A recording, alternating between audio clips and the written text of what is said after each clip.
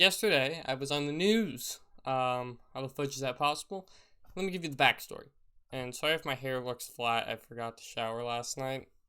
Because I fell asleep on my chair downstairs. I'm gonna take a shower after my Zoom classes, so don't get your butthole all tied in knot.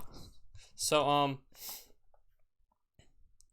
my dad told me and said, hey, come look at this. So I run outside and I see, and my dad points to the ground and there's just piles of cicada shells and actual cicadas.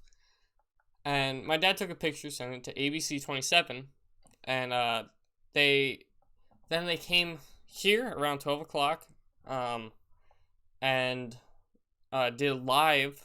I have like a massive pimple here, so that was great because that's really showing up on the news. I'll play the video because I did record that. But they came here around 12 o'clock and live, like they were live, and they were talking about the cicadas. Then when me and my sister got home around 3:10, we came here and they interviewed us, and well, here's the news at abc27.com. After a lot of talk and anticipation, they are finally here. Cicadas. The bugs are starting to emerge in parts of the Mid-State, and I don't think anyone is more excited than our Seth Kaplan. Oh, wait a minute. Eric Finkenbrunner as well. Eric, say, Seth's live in York County. Hey, Seth. Hey, Valerie. Yeah, Eric and me, and nobody else in the world, though. You know, it's one of those things that even if you know it's coming, even if you've seen it before, you just kind of can't believe it's real until you see it again with your own eyes. And trust me, you don't have to try too hard to convince the folks in this house right here that it's real. I was born 2005. A year after the 2004 cicada party for Tyler Storm there, his sister Olivia? 2003. She was 8 months old when the parents of these Brood 10 17-year cicadas made their appearance above ground. I don't think you remember that too well. No.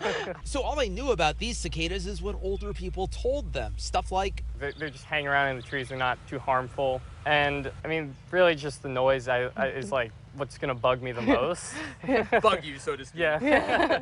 Then, finally, it was no longer just anticipation. I was inside doing homework, and my dad's yelled saying, hey, come look at this. At this, that is, what will Olivia and Tyler be doing in 2038 when the children of these cicadas climb out of holes like these? Hopefully my dream job, which is an animator.